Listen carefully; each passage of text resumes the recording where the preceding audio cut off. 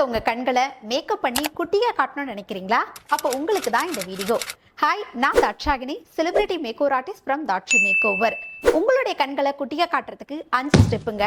Number 1, eye shadow நீங்கள் apply பண்ணும்போது darker ஷேடாக நீங்கள் செலக்ட் பண்ணி அப்ளை பண்ணுங்க. அப்படி பண்ணும்போது உங்களோட ஐஸ் குட்டியாக தெரியும். நம்பர் 2, க்ரீஸில் நீங்கள் ஸ்மோக்கி எஃபெக்ட் கொடுங்க. மோஸ்ட்டாக ஸ்மோக்கியாக நீங்கள் பிளெண்ட் பண்ணும்போது உங்களோட ஐஸ் பார்க்கறதுக்கு குட்டியாக தெரியும்.